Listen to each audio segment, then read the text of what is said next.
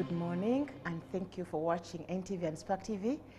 Byonna gy'osinza okuba ng'olaba abali ku Facebook, abali ku YouTube, mwena mbaniriza ne ku Twitter, mwebali kubanga mutwegasseeko.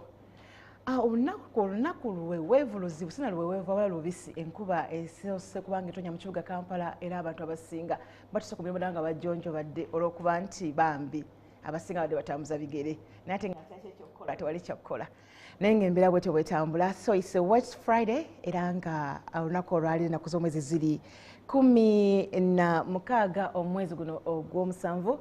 Abaana bangi bazaalidwa olunaku olwaleero era nga mu baana bazaaliddwa mulimu Gloria Nanfuka. Ono Nanfuka ono yalabikirako kwano mu MWASUZE MUTYA era nga olunaku olwo yali ayogera ku bimukwatako. Ono ali mu Team Farida, happy birthday dear. Team Farida ekwagala nnyo, Farida nakazibwe akwagala nnyo era akwagaliza olunaku olulungi okufa obufi newankubadde luweweevu oba lubisi naye alukwagaliza. Happy birthday Mayanja Adam ono wa NTV Spark TV era nga mukozi munaffe wano ku NTV ne Spark TV. Adam, Allah ayongere okuwa omukisa muno okuyamba awamu n'okukugira amaaso amabi era ayongere okuwa emyaka emirungi ejjudde omukisa awamu n'ebyenfuna ebirungi. Happy birthday Davis Lusambu from Daughter Peace, Titus, Walter and Mom. Bakwagala nnyo sebo yogayoga okutuuka ku mazaalibwa ago gano amalungi awamu n'okubanga Mukama akwongera omukisa ate olabe ne ku bazzukulu ba Peace. Peace akwagala nnyo eno nga DOP waffe wano era agamba nti nno weebale engeri gy'omukuzizaamu naffe tukwebaza olw'okuba nti wazaala omwana omulungi bw'atyo aye n'omukuza n'empisa. Mukama akwongera emikisa mingi ddala awamu n'omwaka guno gwayongeddeko atakuweremu essanyu newankubadde COVID-19 yatuggalidde awaka naye ate kiki ekyokukola tulina okugenda mu maaso n'okukakkalabya emirimu gyaffe gwe ate lwakinedda. Olunaku olwaleero mu studio zaffe ndina omukyala Doreen Nyanjura abamu bamwita FDC preacher. Tugenda bitegera olunaku olwaleero obadde owulira muwulire olaba mulabe tumanyi bimukwatako olunaku olwaleero tugenda okuba nga tuwayamuko naye tunyumyamuko naye paka sawa 5 ez'okumakya. Ndi Ruth Kadibala bwanika kulamu nange Farida MWASUZE MUTYA.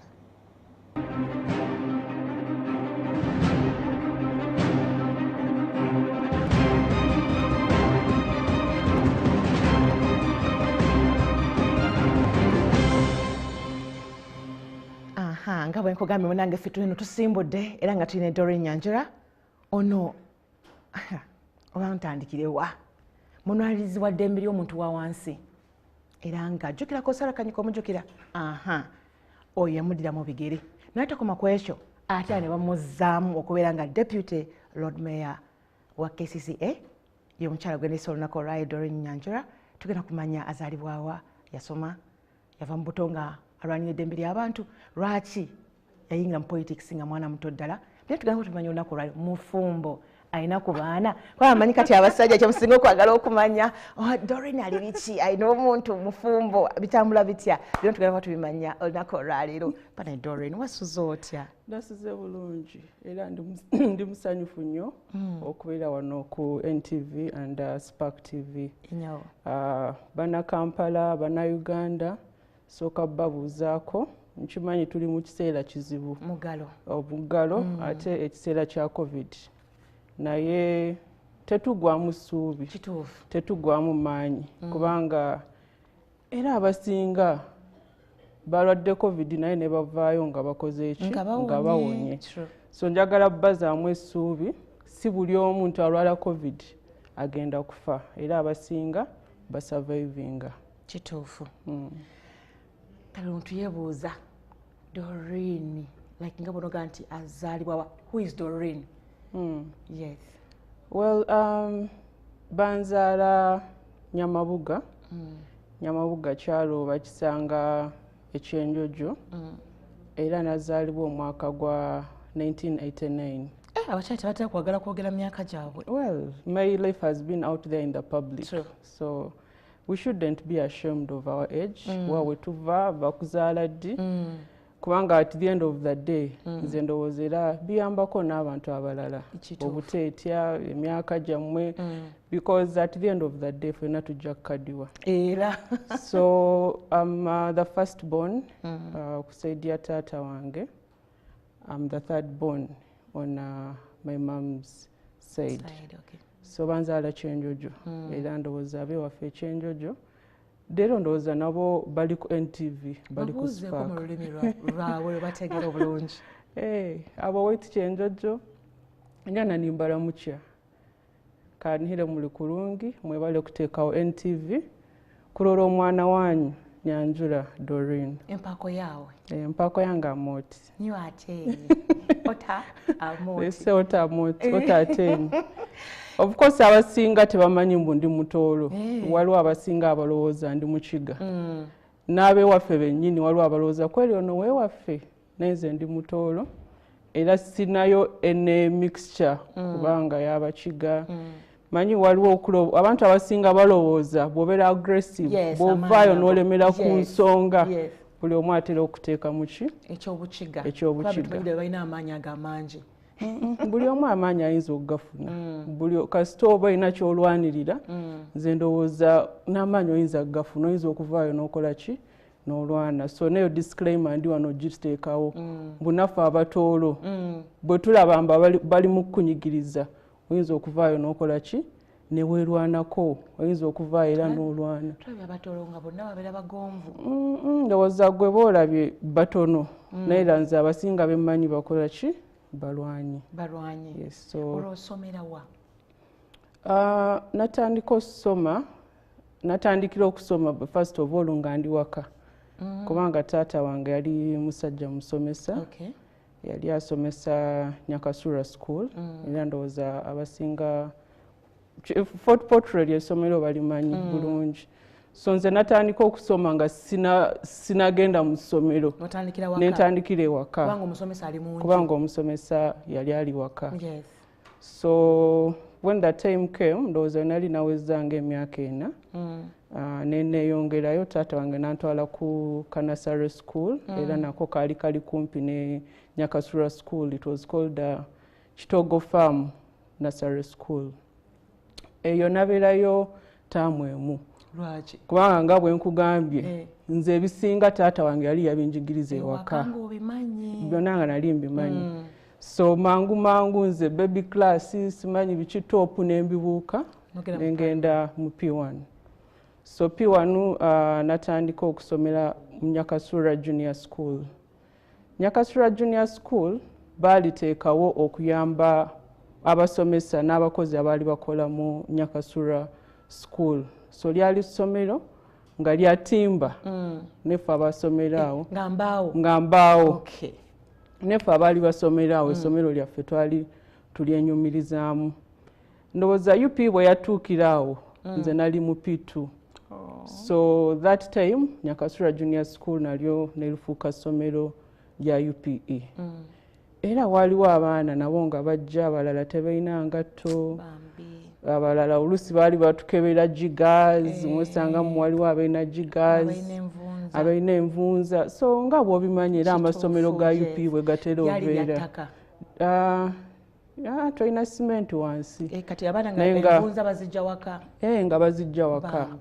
So twali tugenda kaawo mu UPE simanyi ebiseera ebyo naye ffe UPE yaffe abawala twali tujjamu ngoye ebya tugenda mu PE kati waliwo okubanga weerabidde okwambala empale kati awo ng'osigala mu ngoye naye nga buli omu akutegeera tewayambadde.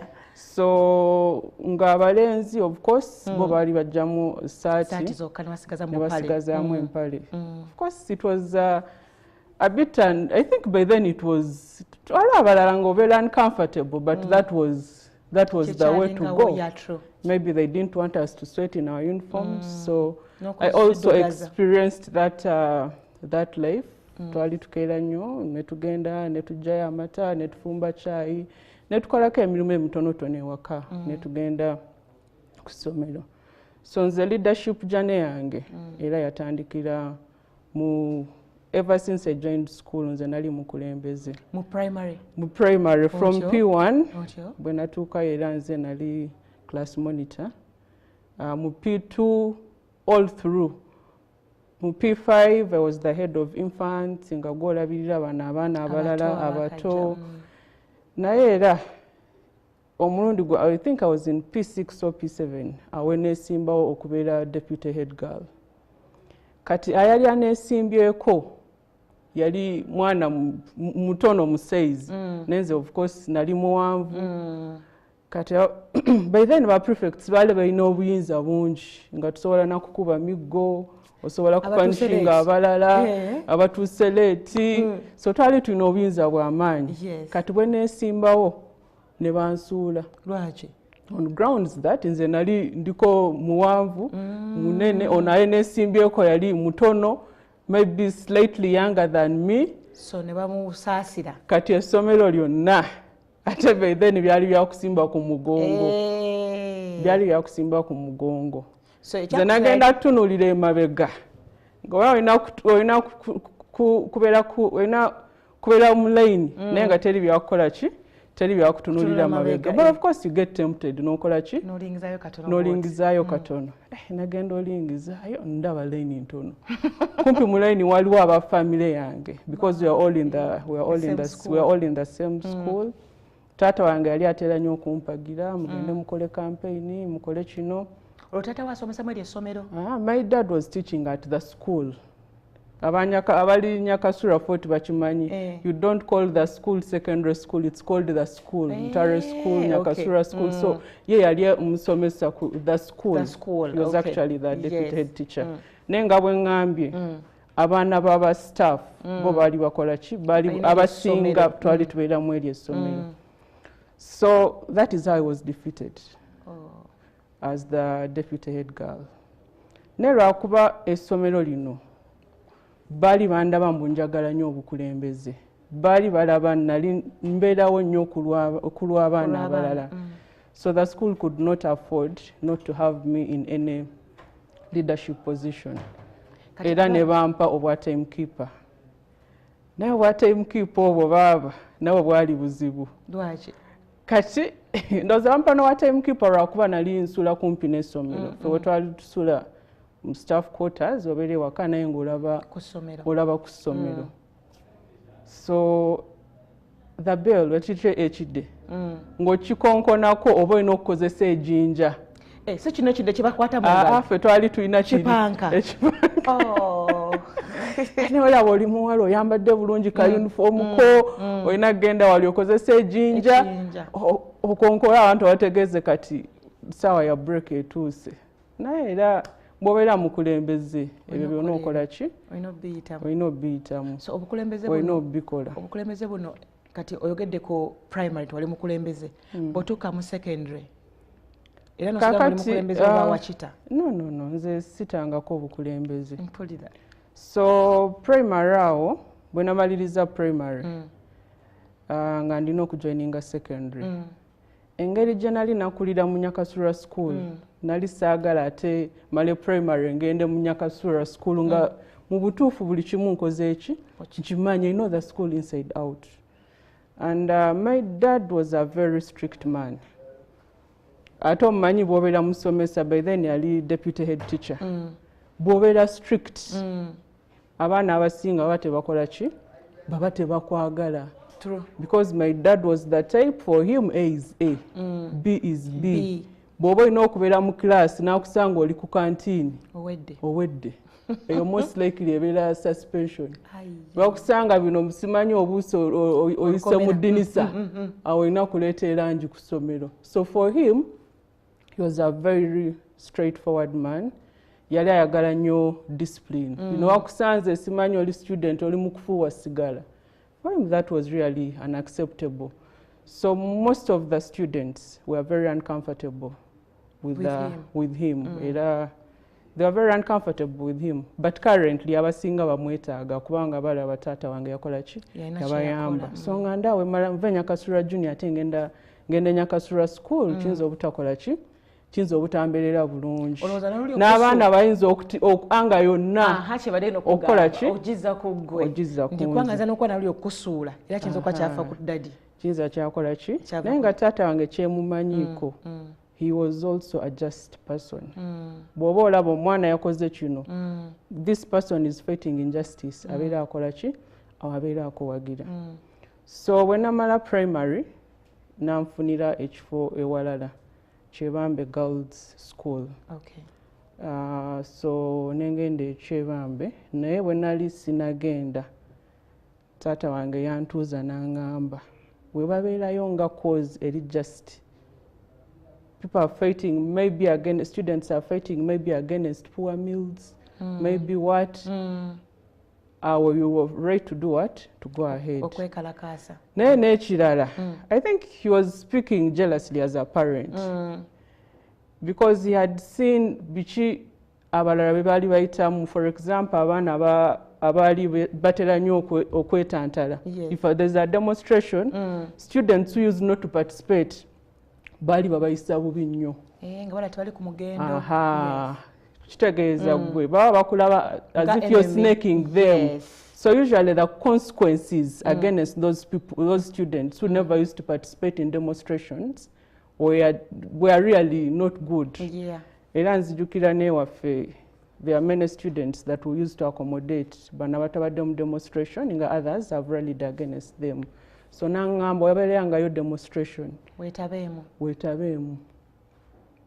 odd man out weetabeemu kubanga bayinza n'okukutta. I think there's even a student baamukuba nnyo bwebeera cause naawe kola ki weetabeemu. So for me I think that was my launching ground. So when agenda e Kyebambe I think it was 1 week or after 2 weeks waliyo okwekalakaasa abaana baali beekalakaasa against the head girl waliwo okwekalakaasa against poor meals nali sinaba nakufuna uniform naye nagezaako nnyo okufuna uniform ng'ebigambo taata wange byeyaŋŋamba bikola ki biri mu mutwe neŋŋamba kati singa nsigala nange ne bakola ki ne bankuba. So twagenda ku assembly, we used to assemble every morning. Bwe twali ku assembly because we had already received instructions, one of the student leaders n'agamba bwe tunaamala okuyimba ekitiibwa ky'eggwanga national anthem oluyimba lw'eggwanga sorry ffenna tujja kukola ki tujja kumarchinga tufulume gate use force ffenna tufulume gate omulundi gumu tugenda kati ku district headquarters kakati group eyasooka eyafuluma poliisi nejja fe abalala ne batutangira nga tetunakola ki nga tetunafuluma gate neŋŋamba nkoze I was very uncomfortable nga nzijukira ebigambo taata wange bye yakola ki nzijukira ebigambo taata bye yaŋŋamba because this was a just cause poor meals what waliwo nga batutulugunya of course nali nkyali fresher ng'ebisinga sibimanyi why are these people demonstrating n'abasinga baali bakoze eki baali weebali nga tulina okugoberera.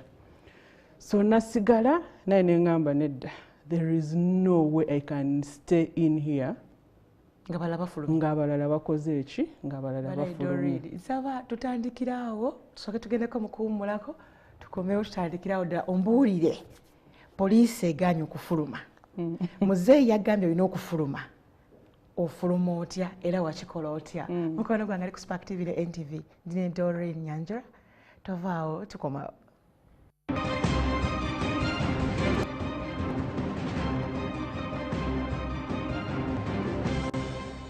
Welcome back my dear. Zidi asatu mwemwezi akaita kusawa esatu oli mu MWASUZE MUTYA nange Ruth Bala Bwanika ndine Doreen Nyanjura era ngano Deputy Lord Mayor wa KCCA. Tubaddewo tugende mu kuwummulako ng'akyatuyisaamu muzeeyi yamugambye bw'oyingira mu ssomero nga waliwo ekyetaagisa like nga abaana bonna beekalakaasa ku mulamu omutuufu wenyigiremu bw'otenyigiramu bajja kukukyukira wenna bonna ate banyige ggwe. Kati atuuse mu kwenyigiramu poliisi ezze ebagambye temufuluma awe tukomye otyo ofuluma otyo okwegatta ku bali abagenzi kaakati nenfunayo abalala bannange naye abalala ne bakola ki ne batya ne mbagamba we have to find our way naffe tukole ki tufulume. Oli muyaaka? Yeah, I was just a fresher.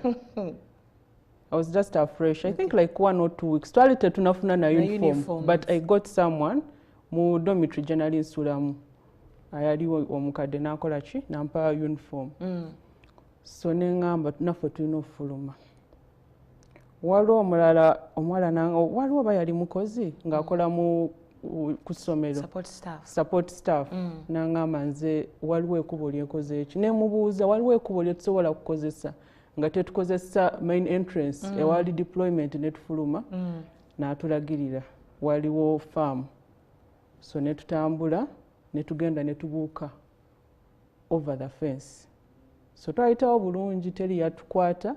I think that was the first time nze okukola ekintu ekimenya amateeka ng'omukulembeze because ebyo nali sitera bikola so naye waliwo just cause so ne tubuuka fence ne tukola ki ne tufuluma wabweru ne tukwata ka boda era ne twegattako bannaffe abalala ne tubasanga abaali bali ku district headquarters ne tutwalayo petition yaffe batufumbira bubi waliwo head girl awo naye nga atuyisa bubi yalina mu karuumu ke nze sijja gamba yali ampisa bubi kubanga nali simumanyi nnyo nali n'akajja but I know most people they were protesting against her leadership so ne tuvaayo ensonga zaffe ne tuzitwala bulungi olwamala ne batukomyawo ku ssomero nga bazikozeeko bazikolako because there was an improvement head girl oyo bakola ki she actually changed school she changed school naye bamuyisa bubi ng'aba students she changed school emmere ne bagezaako ogikyusa so embeera nekola ki nedda mu nteeka ne tutambuliraawo so that was my first demonstration era nze munda muli nali musanyufu nti okoze muzeeyi kyeyagamba nga mukoze muzeeyi kyeyakoze eki kyeyaŋŋambe because bweba eri just make sure you participate because if you don't participate n'abalala abaparticipatinze bagenda kukola ki they may turn against you ye ng'omusomesa ekyo yali already akirabyeko bakukubiraawo n'ofiira bwereeri but anyway I think it was a double edged sword kubanga era nebwogenda mu kwekalakaasa basobola okukubira era n'ofa basobola kukubira era n'okola ki naye okwekalakaasa I think okweddembe tekubeeramu nnyo obuvuyo wano mu Kampala obeera tobirabye oba tobiraba era abasinga abakubibwa amasasi ne bafa era abasinga ba mu kwekalakaasa okweddembe fano mu kwekalakaasa okwaffe tetubeera na mundu tetubeera na mayinja wabula ebiseera ebisinga tubeera ne manila papers nga tugenda okwekalakaasa naye njagala nga sokolindeko katono naye nga kubanga abantu bajja kumbuuza naye ebiseera ebisinga ng'oyogera nnyo okutaatawo anti kyemalinnyayo okubuuza nti kakati awo mala okwekalakaasa muzeeyi wajja ku viddi omuyitiramu nti nekalakaasizza era reaction yali etya I don't remember us discussing that honestly. You had already forgotten. No, I don't remember us discussing that. Kati mu Emboozi yaffe yonna gyetwandikiddemu okusoma ga muzeeyi n'aŋŋamba muzeeyi omusajja ate nga abakyala ffe tusinga okubulirira abaana nga bagenda ku ssomero. Where is mommy? Kakati, I'm happy you have brought that up. Nze we nakulira, I think I started staying with my dad at a very tender age. Tata wange ne mama wange bali ba separating. When emyaka emeka? I think I was young, maybe around 3 years or 4 years. Dear. Maybe 3 years or 4 years, because I have my sisters, Julia and Sylvia. We share the same mom and the same dad. But there's an age difference of 1 year for now. So usually people call us the triplets. So then I started staying with my dad from I think 3 or 4, because I started school when I was around 4 years. So there I was with my dad. Nentandika okusoma. My dad was at Nyakasura school, and then my mom was in the village in Chenjojo. So that's why most of my life, especially ebyokusoma, birimu tata. So, but I would get time over the holidays. Ngera tugenda nga tukola ki? Nga tulaba tata nga bakwata mugenda mulaba ku mama. Nga tulaba mama. Naye in our village Chenjojo, mama wange ne tata wange gye babeera si wala nnyo. They are almost neighbors. So during holidays, we would go and spend time with our mother. Then of course, holidays zaffe tezaali mpanvu nnyo. I think we used to have holidays like for 3 weeks, 2 weeks. era mu primary ffe twali tulinayo ne coaching, so ogenda kwesanga ebiseera ebisinga nali ntera nnyo obimala ne taata wange. But I also had an opportunity to live with my mom, and naye nandagako life endala, life etali nyangu. When was that? Then P5, P3 there. So holidays, ebiseera bye nali nfunayo era nga ngenda mu kyalo nga mbeerako ne maama wange. So of course there was a different lifestyle. My mom comes from a very humble background. So omwe wa maama waliyo okugenda okusena amazzi, si okusena mu taapu, okukima ku luzzi, era nga tutambula tugenda mu kasozi ne musitula jerrycans. My mom yali atunda obushera. My mom yali atunda obushera. I don't know if I think you know obushera. Yes, so inayo edduka ng'ekola ebyo, atunda obushera, akolayo tumbuya yani samosas. Naye kati tumbuya ze ziri ezirimu bazinyiga n'engalo namungodi, kati nze simanyi naye ffe tugiyita tumbuya ng'akolayo amandaazi awo. So nga tugamba oluusi mugende to fetch firewood. So that life was a bit hard. But you enjoyed it? No, I can't say I can't say I enjoyed it. Yes. I would really be lying. Nengera abantu b'okukyalo nga bakulaba gwe tosobola kulima oba ng'olimako katono nga bagamba gwe tojja na kufuna musajja. Kubanga mentality y'omukyalo yeri bw'oba oli mukyala olina kubanga osobola kulima, olina kubanga ng'osobola okufumba buli kimu, okukyaba enku, amazzi. So eyo lifestyle naye nakola ki, naye nagiyitamu ng'ovuddeko ebyenyakasula. So my mom yali abeera mu nnyumba era ya mud and water. Temwalimu n'amasannyalaze, temwalimu na sementi. Naye era twakola ki, era twabeerangawo ne maama waffe. Kubanga my mom was one brave person by the way, because ye bwe yamala ebyobufumbo yabivaako. Teyaddamu kufumbirwa. Yazaalayo abaana abalala naye ebyokufumbirwa n'agamba akoze eki, abitadde bwe yava ewa taata wange. So my mom mukyalo waliyo nga ababbi bano abajja mukyalo okubba nkoko, okubba mbuzi. Abantu b'omukyalo tebabba bintu by'amaanyi by the way, byebyo nibo balinamu emitwalo ebiri bayinza okujja ne bakukola ki, ne bakuba amasasi oba ne bakola ki okubba ssente. So my mom yali amanyi n'okufuluma ennyumba with a panga. N'agamba ababbi mbawulidde. Yes. Should get and then she would tell us buli ali mu nnyumba buli omu akwata ekyasobola. Agamba oba okwata jjinja oba okwata oba okwata ki, mwena nga bagamba mbi. But I don't know, my mom is so daring. Bagamba mwena mukole ki, mwena mukwate. Mwali baana bawala mwenna oba mwalimu n'abalenzi?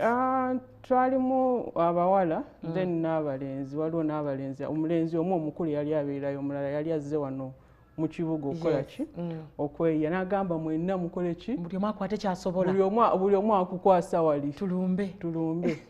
Kati ng'afuluma mugamba but it is risky. First of all it is dark.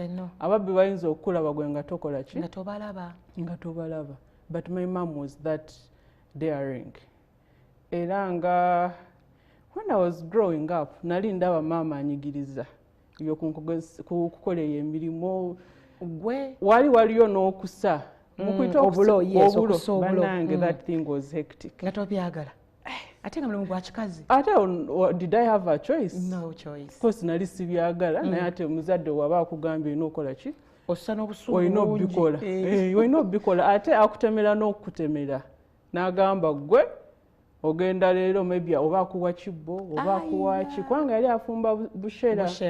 Ate obushera bwetaagamu ebyo byonna, obulo waliwo n'ebirala bye bateekako obushera okubeera ng'obushera. So emirimu eyo nga tukola ki, nga tugikola. Lwena yali ndaba mbu maama anyigiriza. Akubonyabonya. No, but I think really it is very important. Wobeera bw'obeera mwana w'obuwala n'abasajja n'abalenzi kubanga ffe tebaatukuza mbu waliwo emirimu gy'abawala oba waliwo emirimu egy'abalenzi. So that life naye nakola ki nayo najja experiencinga era ngimanyi. Kati nze teri muntu agenda kunnyonnyola okuŋŋamba abantu b'omukyalo bali bulungi. Embeera gye bayitamu yonna nkoze eki. Okimanyi nti oba ennyumba y'ettaka. Ennyumba y'ettaka. Actually initially my mum yali abeera mu mpangisa. Wali akolera that business. Naye olwamala n'akola ki? N'agamba ngenda zimba. Bambi. Era n'azimba simanyi oba ssente yazijjawo omwana we omukulu naye yamukwatirako ne bagula ettaka maama n'azimba. Naye ennyumba yagiyingiramu nga tenaba na kuggwa. Yali tenaba kuggwa ndowooza mwali amadinisa nga tegakoze eki? Nga tegaliimu. Naye yali ateeseemu oba dry banana leaves. Oh dear. But would be there. Yes. And would be happy nga bagamba kati mulina okufuna cow-dung gye bateeka wali wansi. Obusa muteeke wansi enfuufu ereme kubeeramu. Naye bannange senga n'okukwata mu busa naye ng'olaba ye abikwatamu bulungi nga kugamba nawe bikwate nze abikwatamu olowooza siri muntu nawe ng'obikwatamu. Ekitegeeza matata mmwe yaliko obulungi okusinga maama wammwe era nga temukola mirimu. My dad was okay. My dad was okay because twakula naye with a maid much as ayina omukyalo omulala. But Nyakasula we yali abeera yali tabeerayo twali tubeerayo ne taata waffe n'abatuyambako ewaka. Then my stepmother used to stay in Kyenjojo because she was also a teacher. So naye twali tetutera nnyo okukola ki okubeera naye. So nga tukola emirimu obulamu nga bukola ki nga butambula. Naye nga maama wange kyemumanyiiko mukyala ayagala nnyo she loves praying. Musabi. Era nze okusaba kwange okutonotono. I didn't grow up really ng'omuntu ayagala nnyo ebyokugenda mu church, but my mom would always take us. She's a leader in the Catholic Church. She would take us. Twali tubyagala. There's a way they sing and they are drumming. Yes. It is very good. My mom was satisfied. Ebitono byali alina byali akoze eki byali alina.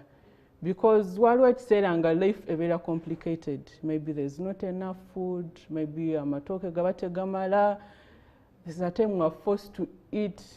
Someone told me oba buyita kayinja oba kayinja akola omubisi nga tewaliwo emmere waka nga maama talina mmere. Ng'omuga why don't you call lwaki tetugamba taata waffe? N'angamba nedda. Taata wamwe ogugwa agukoze bwe muba muzze ewange nze ina okukola ki? Ogukola. Nze ina ogukola. Nze ina obbalabirira. So byende bwe mulina okukola ki? Bye mulina okulya. So ne tubeerawo awo ne tutambuza obulamu. During school days nga tugenda eri nga tuvaayo. So of course ekyebambe finally nze obukulembeze obwange nga bwe nabagambye I was made a class monitor. Mu senior 1, senior 1, senior 2, I was made a class monitor. Nenga waaye batukuba emiggo. Ate lwaki class monitor? Kakati nze we nagenda ekyebambe waliwo obwobeera omukulembeze omulungi. Even when the teacher comes n'asanga class ng'ekola noise. Gwe ng'omukulembeze tolina kwogera linnya lya muntu mulala yenna. Kiwedde. Bw'oyogera linnya lya muntu mulala. Kati obukulembeze oba bukoze eki? Buba bugaanye. Era abalala bonna bakulabye oba wabavuddemu oba toli mukulembeze mulungi. Kati nze emiggo yonna. Wagyewanga? Emiggo yonna. Because there was if you are leader and they ask you anabadde akola kerere muli mu preps nga toyogera. Emiggo yonna gwakola ki? So wali olwanirira ba student banno. Like natwagala bawayo nti no Ruth yabadde ayogera. I don't really think it was fighting. But I think over it was what? I even protection. I think now it is even weird. Munali newayo ne bankuba emiggo gyonna. Naye nga tusobola kukola ki? Kuwaayo banno. Tusobola kuwaayo banno. Ojje ogambye Sylvia abadde akola kene abadde akola kene no. That one was not acceptable. Kati weewaayo nga bakukola ki? Nga bakukuba emiggo. Ne wali muwala mugumu. Era bankuba emiggo. Wabula nze nakubibwa emiggo. Because of senior 1, senior 2. Because of my other fellow students. Nakuba waayo abadde bakola kerere gwe ng'omukulembeze olina kukola ki? Era kasita owaayo omwana yadde omu. just to know next time oba oyagala obukulembeze tojja bufuna kati nze nabeera mukulembeze I think from senior 1 up to senior 3 because that was the only leadership position that was reserved for bwobeera mu classes ezawansi so bankuba emiggo kiziza wali famous Kyebambe not so much but baali bamanyi especially in my class, my dormitory, because when finally an opportunity came for me to upgrade, era nesimbawo nembera dorm prefect. My dorm was Atili, era ndoza awali basula mu Atili kati. My dormitory was Atili, nesimbawo n'abalala nempangula akalulu. And my dormitory performed well. Yobali esemba twalinayo cleaning competitions, bichewe byonna nga nkola ki nga mbikola. So my life teyali munyo because like Kyebambe waliyo over the weekend there was they used to call it akadanke. Kadanke, yeah. Kadanke. There was akadanke. Otyo. Then waliyo banawatagala akadanke bo bali bagenda mu church. Na wabeereyo there was overnight zawe. Overnight worshiping God, doing what? But for me I was in between. I used not to go to the kadanke. I even also used not to go where? Kati nze. Radios bali tebazikiriza mu ssomero. But me I had make a small radio. And I would listen to all the political shows. At what age? I think, how old was I? 12, 13, 14, maybe around 14 or 15 there. Because there was a jebera myake. Ngutandise politics. Ngaze njagala nnyo okuwuliriza political shows ezo. Why? I don't know. I really cannot explain, but for me I just wanted to know church genda mu maaso mu ggwanga. No music. What is happening? Now music, most of the things by the way I've learned from my dad. My dad used to love country music. So nanga your music when ali nsinga okola ki? When ali nsinga okuwuliriza even up to now. Nainze siri nnyo omuntu wa music. Maybe I can tell you currently nyinza okuwulirizayo ku reggae.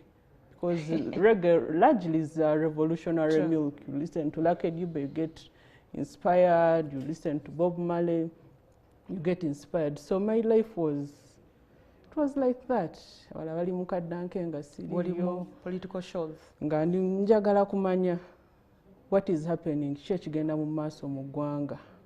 Now the other thing that was so outstanding about me, nali njagala nnyo omupiira. Ngwagira team ki? Nga mpagira Manchester United. Nali njagala nnyo Manchester United. Era ne taata wange ng'akimanyi Manchester United bwebeereza nnya. Ng'agamba leero mugenda kukola ki? Leero wali omupiira. Tiimu ye egenda zannya. Ng'akomanyi nti ogwagala nnyo. Akimanyi muze mpagira ki? Mpagira Manchester United. Wagira mu biseera bya Ferguson. Byebyo Ferguson, simanyi Wayne Rooney, simanyi Ferdinand, bona nali mbamanyi. Nga ndina n'akatabo. Nalina akatabo kange. Nga nteekamu all the Manu players. Nga nkozemu album. All the Manu players.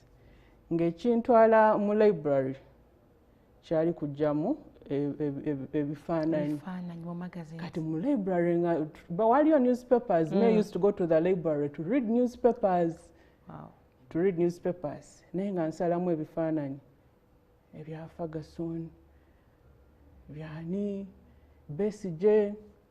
Olutandise okwagala Besigye. Kati eyongenda kujja era nkunyumize natandika ntya okuwagira Besigye. Yo time gye wagambiramu taata wa voting Besigye awali otandise. Kakati, okay, let me first go back how we started supporting Besigye. Yes. I think Besigye came on the scene in 2001. By then nali mu P6, nali mu primary 6. So I had gone to the shop.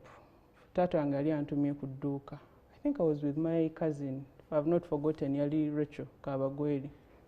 So we twali tugenda ku dduuka nga ndengera ekipande kya Besigye. Nga kireri waggulu bakoze eki? Bakiwanise. Ewaffe Besigye abantu abasinga baali tebamwogerako nnyo. Wabula ng'ebipande ebisinga byonna byali byaki? Byali bya Mwami Museveni. Nga bya yellow. Ne Besigye ekikendowooza kyali kya yellow mu 201. Okay. Nze ne ndaba eno face empya. I was attracted. ne ngamba my sister tukole kino ekipande tukijjeyo. Waliwo eddaala oba okuduka watwali twava. So we went ne tujja eri eddaala ne tulikwata ne tulinya ku ddaala ne tukola ki? Ne tusikayo ekipande kya Dr. Besigye kyali kinene nnyo. Bwe twakisikayo ne tukitwala ewaka. For me that was like my treasure. Ne nkitwala eri ne nteeka mu sitting room ne mpininga bulungi. My dad bwe yakomawo okuva ku ssomero n'agamba ate kino kivuddewa. Ne mugamba waaye nkisanze eri naye zono gwengenda kukola ki? Gwengenda okuwagira. N'agamba do you know it is illegal? Okusanga oli ng'atimbye ekipande ne mukola ki? N'okisikayo. N'agamba bandikukutte n'okukukwata. N'agamba bandikusibye n'okukusiba. N'agamba me I didn't know. Naye nze nakijja lwakuba nkola ki? I just saw a new face and I got attracted. So since then I got attached to Besigye. Kandi abalala bonna bayimba birala nenze nga ndi kuki? Omwana omuto. Mwana muto, I was just in P6. Nenzenga, I think I must have been around 11 years. 11, 12. Amwana banga 11, 12. I was still young. So, nentandika okugoberera Besigye. Nentandika okugoberera Besigye. Bana bana betula mu rallies nga bagoberera. Nga bwembera ku radio ne mpulira nga bogerako Besigye nga nsanyuka nnyo. Nga waliwo obuyimba bwabo butonotono, simanyi we want change, ne twenda change. Remember the song was even in Runyankole, but in Ruchiga, but me I knew it. So that is how I started my journey of supporting Dr. Kizza Besigye. So nembeerawo nga nze ekintwala mu library, there were two things. To read, nange waffe, by the way, nga supporting Besigye bali bakola banga rebel. Waliwo a lot of propaganda nga buli omu awagira Besigye. There's a way they used kati nga mbuza taata wange gwogenda kuwagira ani. Kyawe njagala. Taata wange n'angamba ye agenda kuwagira Chapa. By then I think Chapa was also contesting, if I remember. Nze ndi wa Chapa. Ne mugamba kale. But I think he was lying. But that is what he told me. Ne mugamba kale. So kati gwe bakubanga ali mu myaka egironda. Ebiseera ebyo ojja kulonda Besigye. Of course nali ngenda kulonda Besigye. Twamukubirayo ku campaigns eyo okuga nti bannange biki. Because I hear nti wagamba ne muzeeyi nti nkwegayiridde. Bw'oba ogenda kulonda. Londa Besigye. Era taata wange nali mugamba nze nga mugamba ogwange gwempagira yani ye Dr. Besigye era nyamba omumpeera akalulu. Simanyi oba yakamuwa yangamba wani wa Chapa. So ekyali kintwala mu library nga ngeze kyebambi era nga buli omu amanyi Nyanjura ye wani wa Besigye. Nali ngenda mu library nga ngenda kujjayo obupande bwa Dr. Kizza Besigye obuli mu newspapers n'obupande bw'abawagira Manchester United abasamba omupiira abakola ki. So one time librarian ajja nkwata osala amawulire. Remember that is illegal. I know. That is illegal. Nga nsala amawulire njayo obupande bwa Besigye. Notes zonna nze nga buli ekikwata ku Besigye nga mpandiika wansi. I even had a very special book for him. It had a cover kali unique. I don't know I got it from. Information unique kwata ku Besigye. Yonna nga nali nkoze eki nali njiwandiika. Lero tunyonnyole lwaki walinga wandika ku information akwata ku Besigye. Kyekirubira kyo kyali ki n'ekigenderera ekyokubanga obitereka. Tugenda kuwummulako Doreen. Tukomewo tugenda kutandikirawo ng'otubuulira lwaki buli kimukwatako kyonna wali okiwandiika. Walina yesuubi nti maybe one day one time ogenda kusinkana omwami ono omulage ebintu ebyo omufunako. Awo tugenda kutandikira mukwano gwange. Kasooke tugende mu kuwummulako tovaawo.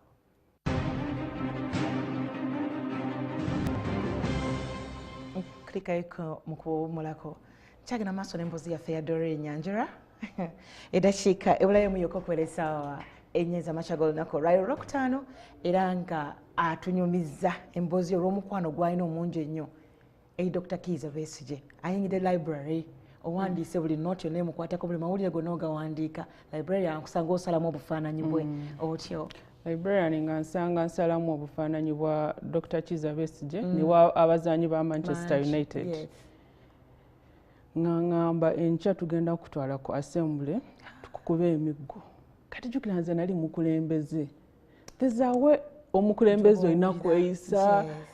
Somehow you're supposed to be perfect. Nga gwe tolina kusangamu ebyo gwe nakupanishinga abalala. So nga siki kupanishinga nenegayira omusajja ne mugamba nsonyiwa sijja kuddamu kukola ki nenkaaba nemwegayirira ne mugamba sijja kuddamu bisala kati that time nenkola decision nengamba naye bano aba Manchester United bendi mu kufiirako tebammanyi si ba Uganda nenga whether even in senior 4 someone sent me a very senior 3 a very beautiful portrait ekya Manchester United kubanga bali bamanyi mpagira Manchester so I made that decision nengamba nze kati ebyemipiira zino egyebweru kati nkoze eki bivuddeko. That is how much I treasure leadership. Nengamba bino mbikoze eki mbimaze. So I started concentrating only on Dr. Kiza Besigye and school. And school. Olomala senior 4. Kakati, I think the next election took place in 2006. And 2006 I was in senior 4. Nenda omusajja yali azimba. There's a new block they are constructing at school. Ngayambadde saati ya FDC. Why yali FDC saati ya Besigye? Ne mugamba sebe ye saati nkola ki? Njagala. What? Ne mugamba saati eyo njagala. Musajja yampe saati yali ewunya na sweat. Nebitakataka. Yali muzimbi ne mugamba saati nkola ki? Njagala. Saati njagala. That guy surrendered his shirt and I really treasured it. Zenetandika okukola campaign nga buli omu amanyi oyo Nyanjura waani Nyanjura wa Besigye era nga buli omu amanyi ekyebambe nze mpagira Besigye nga abawagira FDC bonna mbamanyi ba Kancha Gerard Bintamanya Jora Mubani aba FDC bonna nga nkoze eki nga mbamanyi. There was also an incident that day we were going back to school nga doctor agenda kujja campaign nga a foot portrait. Nenda abantu nga abalala bali bateekayo bwala bubiri abalala bali mu kuteekayo I felt so bad. Why?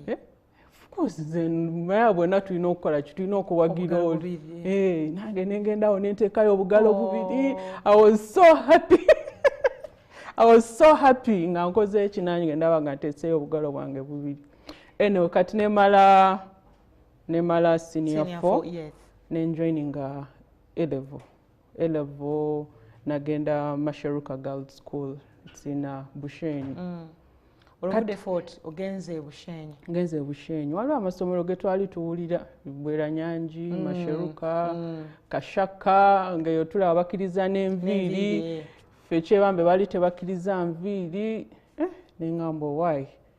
Let me do what? I think I need to try I need to try these schools. Nange nkole ki? Ngendeko ewalala. Tuzeeko ne ku nviiri. Naye era waliyo ne kino. I don't know oba n'abalala baba bakirina. Nga bw'oba wasomera mu ssomero nga wasomera mu O-level. Ng'ogamba wano sigenda kukola ki? Sidda. Era ng'abaddanga tubala bano lwaki bakomyewo ate. So oluusi weesanga abalala nga bavudde mu ssomero eddungi ne lwakuba baagala kugendako okusomera eddala nga bakoze eki? Bakyusizza. So I went to Masharuka Girls School. How was it? Masharuka, I think it was good. Naye yaliko mu kyalo compared to Kyebambi. Gyembadde. Kati nze nali mu single sex schools. Bw'obeera mu single sex schools waliwo ebintu bye bayita number mates. Kati mu number mates bw'obeera class monitor gwena kusharinga list yammwe n'essomero eddala. Bwe nali Kyebambi ekyo ekintu nagaana okikola. Lwaki? Era baali banaatera okunzita abalenzi ba Kyegobi bali babita Slake. Lwaki ng'ogaana ozigaba? I don't know. Nze nagaana okubawo list yaffe. Naye lumu bansanga. Nagamba oba totuwaddeyo list. Owedde. Era olwamala nange ne mbawa list. So I also had my number mate. Naye nze number mate wange saamulaba yali anti oba ki? Saamulaba. Nagenda mulaba nga maze senior 4. So when I joined Masharuka, I knew that was a tall order. Number mates. Kati Masharuka was Masharuka and Nganwa. Twali tulina okukola ki? Twali tulina okusindikayo list. Tufune ba number mates. So I did that. Netufuna ba number mates. So when I joined Masharuka, waliwo okumakinga uniforms. Waliwo okumakinga uniforms. Boss cut and brazing. Oteekako anything unique provided kijja ku-identifying mbu gwokoze eki oku-identifying uniform yo different from the markings of other people. Kati nze ku blouse yange era ndowooza abasomera amashoruka wonna bakimanyi ne ku skirt kwaliko FDC nga kya red nga kyonna kishoutinga nga kuliko ki nga kuliko FDC. If true love was a person, nga kuliko FDC. Kati waliwo omusomesa alabika yali wa NRM n'aŋŋamba bino saagala kuddamu kukola ki? Kubiraba. Saagala kuddamu biraba. Bisaleko. Saagala kuddamu biraba. Nantisatisaawo. Nanze of course ne mugamba mpozi if you're going to buy for me a new uniform nanze sikoze eki sirina sente egenda kugula uniform endala. N'aŋŋamba make sure saagala kuddamu nkulaba nezo markings eziriko ki FDC byebiki. Neŋŋamba kale. So anyway, nengenda masharuka and that is the time I adopted my name FDC preacher. Kubanga nze preaching zonna ze nali nkola zaali za FDC. Nga buli omu musomera amanyi. That was HSC. That was HSC, Masharuka Girls School. Buli omu nga amanyi nze nkola ki? Nze preachinga FDC. Preachinga gospel ya change. Era ogwo gwe gwali mulimo gwange ogusingayo obukulu. Kata Masharuka bwe nagendayo that school baali baludde nga oba tebabeera ne demonstration or I'm told it had happened like 30 years ago. Nze ne nteekayo demonstration. Emmere yali mbi. Kogwe. Ne tuteekayo demonstration. Kati Masharuka nali chairperson school council. Naye ng'okubeera chairperson school council era osooka n'obeera ki? Masharuka had a different arrangement. Osooka n'obeera class council or class councillor, something like that. So bafuna ba class councillors bonna ne beerondamu chairperson school council. So those were big positions. Chairperson school council and the head girl. Those were very big positions. Jukira mwaka akalulu. Nze nali mutono by that was very small. Omuwala yali aneesimbyewo ye yali munene. Gwe yali aneesimbyewo kate yali mukwano gwange. But I don't know. Finally they convinced her n'akola ki? Neyesimbawo. Ate naye yali mutooro. Bamwita Desire. I know she now works with Daily Monitor. I don't know if she remembers these stories. Kati motto yali no hips no votes. Hey. You know, like even now bino ebintu nali katono nnyo. Nze nayingira campus, even at campus I was only weighing 50 kgs. So nali katono. No hips no votes. And she had money and nali sikoze eki? Nali sirina sente. Na hips alina. No hips no votes. You know that this is how people concentrate on form over content. Tebalabe nebira no hips no votes. Nene muwangula with 2 votes. How did you do it? People voted for me. I think they had already seen some of my leadership credentials. Hips ziri munda. Anyway, nempangula. And I became the chairperson school council. I found when the school bali batute ekiseera kiwanvu without a school magazine. Ne tutandika waawo school magazine. At A-level I did literature. I did HLD. I did literature. Ne tubeerayo ne debates. Nakulanga njagala nnyo okusoma amawulire by the way. The other thing about me, at any latest opportunity nali njagala nnyo okukola ki? Okusoma amawulire. Naye nga nali ntya nnyo sciences. Lwaki? Nali ntya nnyo sciences. I think peer pressure. Obeera nga buli omu owulira akugamba physics muzibu, chemistry muzibu. Biology yakusala ekikere. Kati nawe tonaba nabbigezaako n'otandika okutya mbuno ki? Bizibu. So by the time I reached senior 2, nze n'ebitabo bya sciences nali mbisudde because I think that's the time you're allowed to do electives. They made sciences compulsory. So life was really hard. But at A-level, nengenda nenkola literature, nebyo ebirala. Naye ng'ekisingira ddala buli omu amanyi ndi waki? Wa FDC. Buli omu amanyi ndi wa FDC. Kolovaayo. So nenvaayo, A-level nenjimala bulungi. Nenjoininga Makerere University. Oyita bulungi? I tried. I got 15 points. So nenzija campus. That's Makerere University. Makerere University. Now campus I think I should have done social sciences. Otyo? Because as a leader and as a politician, I think it would have worked for me. Nenze, I was so allergic to sciences. Bwe nalaba ekigambo science nengamba bano bandimba nyinza okutuuka eri nensanga nga mulimu ki mulimu biology naki okusala ebikere nengamba nedda.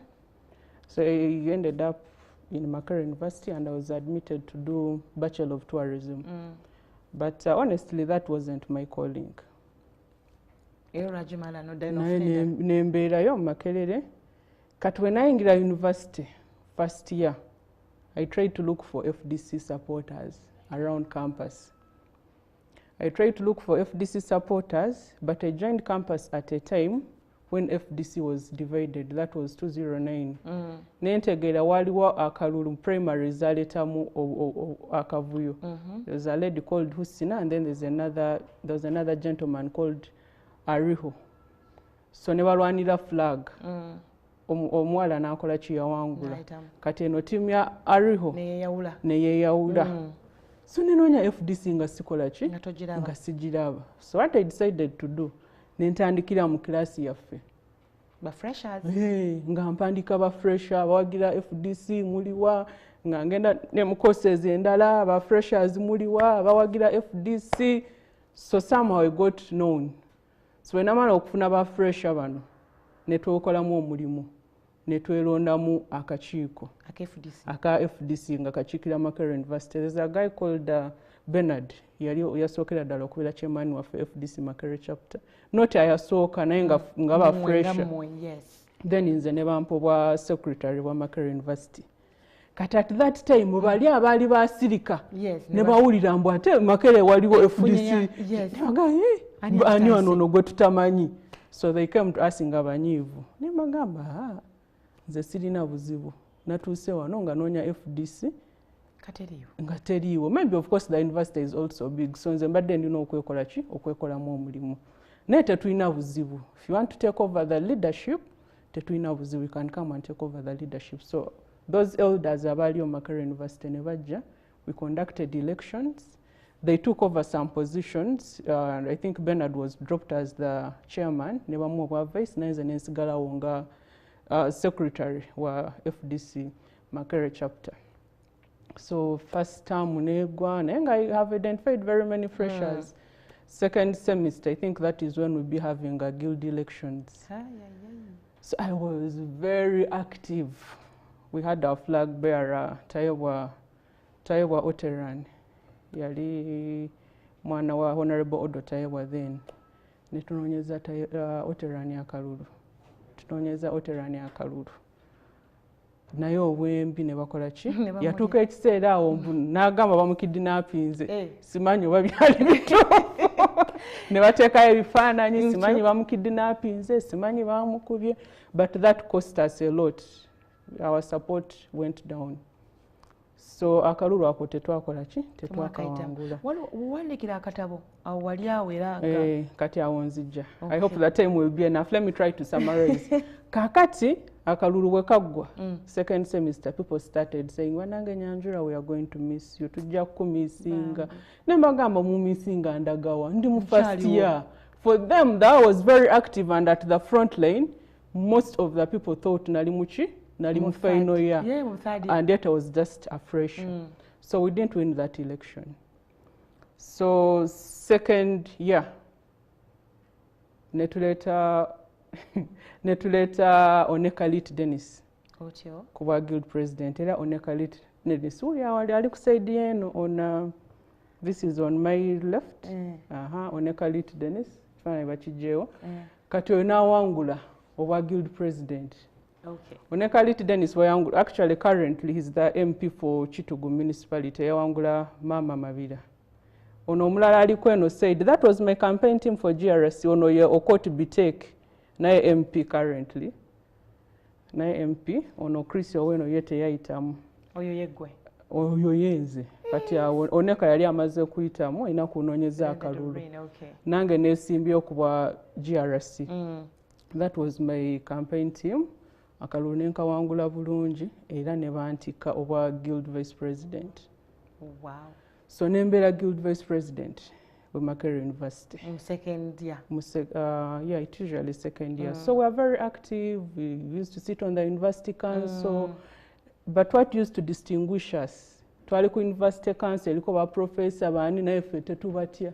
Me, I used not to fear anyone, provided the cause was just eranze nali mbeera ku side yani yaba students fighting against tuition increment, against poor policies, byonna nali nga ki nga ndi ku front line. Wakyali ku kigambo kya daddy? All the demonstrations in Makerere University, buli omu room yange yali akoze eki, yali agimanyi. Oba oyagala gowns z'okwekalakaasa ng'omanyi complex room ya Nyanjura w'ozisanga. Nze ebyo ebyokulya chapati ebyo, no. I believe in demonstrations that are peaceful. So bekalakasanga nga bakeno wansi balese coffins bakudde mu byokulya by'abantu. I think that was unfortunate, but for me that is not the kind of demonstration that zenalingamu zezange zali really. Waliwo abalala abaali basobola kukola negotiations naye nze nga sibisobola ebya dialogue. Nali kati nsooka ndinda dialogue bwegaana nga tudda mu birala. So yes, nenfuukawo guild vice president. Netubeerawo nga batukwata bino ebyawo okutuwaaka. I was the key mobilizer. Demonstrations ezisinga. Kakati, when I was going to leave campus in my final year, nenjagala okukyusa ekifaananyi kyange. You know, there's this mentality of people thinking bw'obeera ku street nga weekalakaasa gwoba tolina amagezi oba muyaaya amagezi go gaba maki gaba matono. So together with my friend Bagaya Ibra netugamba kati let us put down our thoughts in a book. Fundamental change. Era netuwandiika akatabo nga bakayita is it the fundamental change? Eno change Mwami Museveni gyatusuubiza, is it the real change gye tulaba? Netugezaako okwanalizinga. So akatabo ako bwe twakawandiika netugenda okukalaunchinga. Netugenda ku City Square. We call it Constitutional Square. And the reason we went there, we wanted to demand for our constitutional rights because we felt as Ugandans, our constitutional rights were being abused. So we wankwatira. So that is the time when the country got to know me. Naye nga abasinga Makerere bano bakayihura bani abase bo baali bamanyi because I used to demonstrate, I used to participate in everything. So never tukwata. Kati mu kutukwata kwa faawo, by then that is the time zino vans baali bakazireeta, the torture vans. Is it drone? Waliwo endala vans, waliwo kavaani akakawali bakozesa okukwata nnyo kebbi. Yes, kategede. Kati timu yange n'engamba omanyi bw'oba ogenda kwekalakaasa yambala overall. Munda teekayo jeani, tebakukwata bali batugamba mu mmotoka omwo bakwatiramu abantu. So we went, ne batutwala ku CPS, ne batukwatira mu vaani. I remember Dr. Besigye yaliyo, Councillor Kafuzi, ba Ingrid, ffenna nga batuteese wansi eyo themselves. Batukwata around 5 students abaali batuwerekeddeko. Kati nze ne banzibayo. They used a back door. Aba security ku CPS, they used a back door. Ne bantwalawa ku kooti. Nga ba lawyer wange, Dr. Besigye baali bandindidde ku CPS waggulu ne batategeera mbu bakola ki? Bantwala mu kooti. So ne bantwala mu kooti. Ne bansomera emisango ya inciting violence. Ng'emisango gye banteekako si yakatabo. Emisango gye banteekako yali emabega nga bankutte twali tuteesera demonstration nga ba student leaders. So ne bantwalawo mu kooti nga teri ategedde mu ndi mu kooti ne bandrimandinga. For how long? Ne bandrimandinga ne bansindika e Luzira. Kati bano ba Dr. Kebbi okujja otegeera basanga ne lawyer wange bamaze okukola ki? Nkyali mu kooti ndinze kavaani ndinze kivaani kikole ki? Kintwala e Luzira. So ne bantwala e Luzira. Twagendanga motoka nyingi nga zimperekedde. By then waliwo prominent omala simanyi oba omala omujjukira. Bwe ntuuse eri n'angamba Nyanjula wuno tumuleese. Ono yagamba kino muko wa Kabaka. Oba yoyo omala yali awo yali wamaanyi mu biseera byawo okutuwaako yali akozesa nnyo extreme force. So nengenda e Luzira nentuuka wali. Bwe natuuka e Luzira nga mbuuza ba officer be nasangayo. Good evening. Ne bangamba this is a university of understanding. You don't greet us when you're standing. Wano obeera ku kiini wali okola ki ofukamira. nengamba wano wenzije nga sitegedde. So ne bampereza waliwo uniform zaawo nga za yellow. Bannange me putting on yellow. Ne bampa uniform eyo gye bampa waliwo, it was stained, it had blood. Ndowooza ababeera Luzira, embeera y'Oluzira mugimanyi. Waliwo abakyala abasinga they cannot afford pads. Ng'oluusi bwabeera in her periods, maybe abasinga batemako some part of their cloth ne bakola ki. So ne bagamba eno uniform gye mumpadde nga nkyafu. Ne bangamba eyo yeeriwo, kati oli mukomera, you're not here to be entertained. So ne mbeera Luzira, banteeka mu ward. Someone told me it was a ward for mentally disturbed people. I don't know if that is true. Then one time I was there, everyone in that ward turned against me. Ne batandika okunvuma, ne bavuma Besigye, ne bakola ki. Nenga what's happening? So later, someone told me, even the person who had welcomed Luzira bwogendayo ng'olinako emmere olinako wakokola ki ingredient inayo abantu already beyasangayo n'abankwasa so baali banyambako. So nonna bano omukyala naye atandise okutanninga against me. N'angamba ffe baatuwaddeyo omugaati ne bagamba tukuvume bw'otuddamu tukole ki tukukube. Then bajja kugamba gw'oleese wano politics zo because mukomera you're not even allowed to talk about politics. Bwe nagenda e Luzira waliwo omuwala omulala kati kansela bamuyita Shifa. By that time yali Luzira nga wamukutte okufa kwa Ariyong, waliwo Ariyong yafiira eri wansi.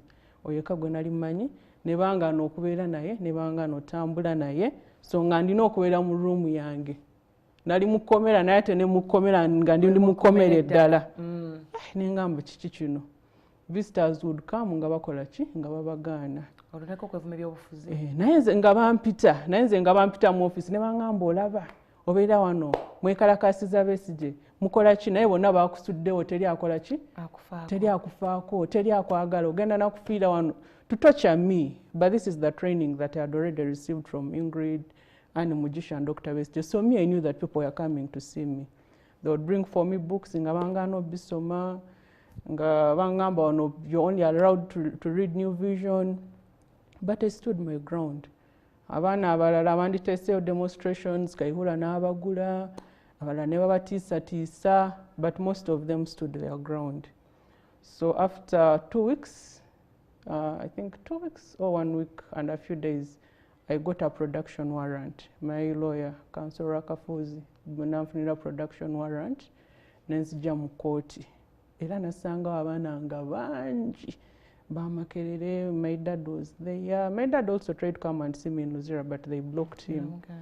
Najja nga ina LC letter. I felt bad. Kulaba my dad yakoze eki avudde eri mukyala ataze to stand bail for me. Nyamugamba bino tofaayo. He was told. So Nandala, Honorable Nandala and some other MPs ne bakola ki ne banfunira bail. That afternoon I had a paper because I was in my final year. I had that paper. Nengenda nenkola ki nenjikola naye ekirungi nakola ki nayita naye nga awo mu process awo nga tetuna graduatinga abalala batandika oyo taata wange abalala batandika okunkubira amasimu ne bangamba Nyanjura tulinga gwe naffe tetugenda graduatinga kubanga baali tebansuubira graduatinga nali mbeera mu demonstrations zonna nali nakava mukomera tebanzikiriza nakusoma nga wamanyi nange ngenda kukola ki ngenda kukola volongoto naye Katonda nansaasira nembiyitamu. Bw'oyogedde ku taatawo kuba nti yali awo kindowoozesa nti obufuzi buyinza okuba bwava ku taatawo.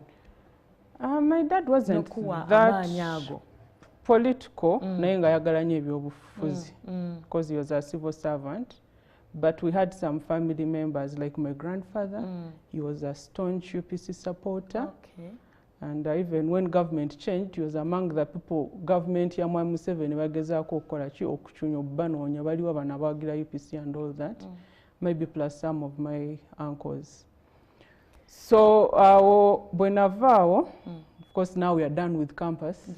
Mpandisa akatabo ngezaawo okulaba abantu yes you can demonstrate but that does not stop you from being a brilliant person or being intelligent. You can still put your ideas in writing. kati wenjagala okuntwalako we wano woyingirira City Hall KCCA wogiyingirira tugenda tusooke tuwummulemu bwe tukomawo awo tontambuza ku lugendo luno olwa KCCA n'okuba nti oddira Sarah Kanyike mu bigere. How did you feel? Awo tugenda kutandikira mukwano gwange ali ku Spark TV ne NTV. Tovaawo.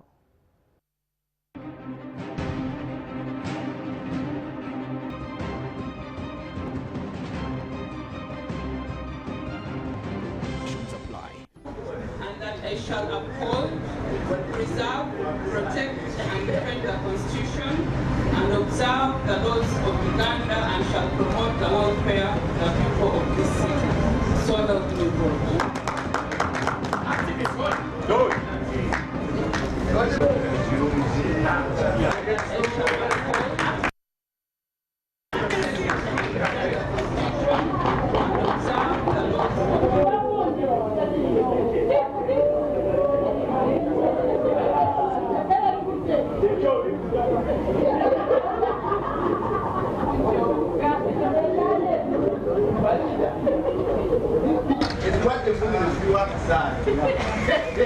I also hereby give. With the chain I have here was handed over to my predecessors in 1950. This one 1956. Your immediate predecessor has kept it. Please treasure it and keep it safely. And it has the logo of an impala. We still insist that impala should reflect our heritage, and in all our emblems here in KCCA and all our paraphernalia should carry that logo. That struggle will have to continue. One Uganda, one people.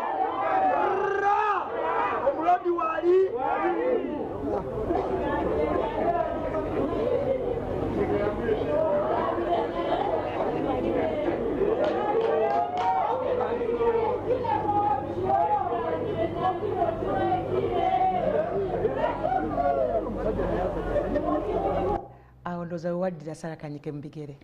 Njagala ombulire ku mbeera eyo. How did you feel? Wakiraba nga kijja? No, I really didn't see it coming. Yes. Because nali nakava mu kalulu k'obwa speaker KCCA. I think that was one of the most vulgar campaigns for me to have participated in. Kalimu sente, kalimu okulwana kwa maanyi. Naye I really thank God that my party FDC stood with me all through. But we went in campaigns, ekibiina kyange kyambeererawo era akalulu yadde tetwakawangula. Dynamics ezaali mu baakola kibazitegeera. Kubanga akalulu we kaggwa ayasooka congratulating nga yali ampangudde yali Kasule Lumumba. So naye era kyanjigiriza ebintu bingi.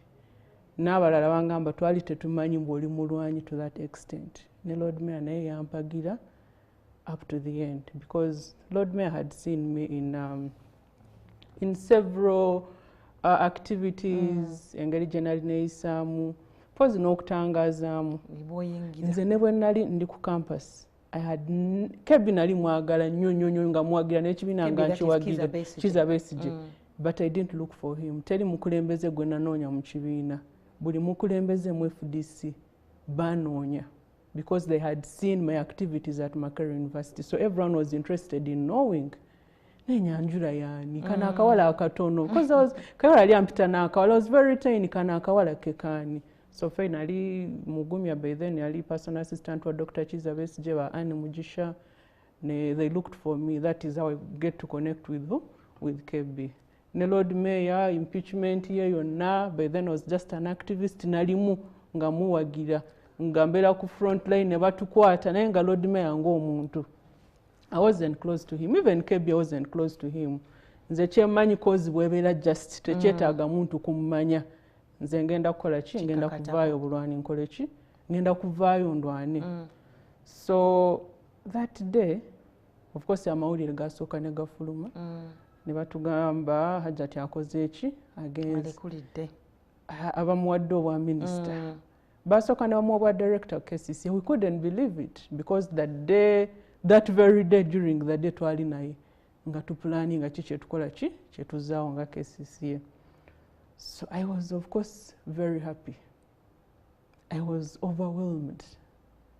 I couldn't believe it, that this humble girl from a very humble background, my mother is a P3 dropout, my father an ordinary school teacher, he was now retired. Here I am being installed as the Deputy Lord Mayor. Honestly speaking, I just thanked God and I couldn't believe it. Nasooka kukubira taata wange. Because my dad politically nenkubira taata wange nengamba banfudde ki Deputy Lord Mayor. I called my mom nasaba. So naye bwetwagenda ku City Hall, the whole world was waiting. Who is the next Deputy Lord Mayor? So nalaba feedback, it was so encouraging, people were so happy, ngabankulisa. Even in 2016 I had some section of people that were supporting me to become the Deputy Lord Mayor. But I think by then ekibuga nali sinnabakola ki nali sinnabakitegeera bulungi. So Lord Mayor nantika obwa Deputy Lord Mayor, ba councillors ne banyapprovinga era ne tutandika okukola ki okukola ne tutandika okutambuza wamu emirimu y'ekibuga. Kakati Lord Mayor ng'oggyeko Lord Mayor okubeera mukama wange. Lord Mayor is my mentor. He's my mentor. From the time I was appointed, kuva mu kaluuko bwa speaker, because that is the time that I closely worked with him, muyigiriddeko ebintu bingi. Olwo mutwale mu FDC. Era ndowooza alina pulaani ze zikola ki. Anti omanyi oyinza okukola ekintu ekirungi n'ogamba naye bano abantu bakola bulungi kandabe. I think Lord Mayor era alina pulaani ze zikola ki ezigenda mu FDC. So for me that was also another plus. Nga kati ffenna tukoze eki ffenna tuli mu FDC. So Lord Mayor kyanyanguira nnyo okukola naye because ffenna byetuukiririzaamu bintu bye bimu. We fight for the downtrodden, we fight for the rule of law, we fight for accountability, we so much treasure our integrity. So Lord Mayor of course ye ekibuga akiruddemu ebiseera ebisinga ngamba wanokola bwotyo wanakola bwotyo, naye ate najjira mu kiseera awo Lord Mayor n'atandika okubeera mulwadde. But because he had given me that mentorship, soma wano kola kino, it was really not very hard for me okola ki okubeera nga ntambuza emirimu gy'ekibuga. Era n'abana Kampala, they are very welcoming, ne bambeererawo ne bansupportinga. And one thing I have learned in life, nze sinyooma, I respect everyone. Bakama wange mbamanyi ng'oggyeko ne Lord Mayor, I respect buli muntu, everyone. Nyanjura ye muntu ogenda ssanga awa boda, aba boda mikwano gye. Atunda amatooke mukwano gwe, atunda amanda mukwano gwe. Because at the end of the day, tomanyi bw'ofuna obuzibu ani anaakola ki? Anaakuyamba. Bw'oba tolina ssente oyo omukyala atunda ettooke. Yagenda okukola ki? Yagenda okuyamba. Ate wabeera nga ali ku opposition, nga tali mu FDC, ali mu NRM. Awongezaako obba kuba enjiri. Especially mbeera mbagamba embeera mugiraba. There's no way you can be supporting omuntu abateese mwene embeera for the last 35 years era nemusigala nga mukola ki? Nga muwagira. So oyogera nabo era ne bakola ki? Ne bategeera. So for me, I have really been very straight. I have been at the front line. Era bwe nali ku campus abantu kye bali bamanyiiko nalina akaviri kange nga ka bbulu. Bamanyi siri muntu wanyo wa makeup naye nga enviri zange zaali za natural naye nga mubeeramu akantu ka bbulu, akaviri ka bbulu to emphasize my love for what? KB. For FDC, not necessarily for KB alone. Not necessarily for KB. So I respect everyone. Era nze ndowooza buli omu, regardless of your background, we can all be leaders. We can all build one another. So kati wano okuddamu okufuula Deputy Lord Mayor balabye nti nosanga ebintu byebadde oluubya tobimaliriza, bakuwadde oddemu omalirize bye bali tunaba kutandikako.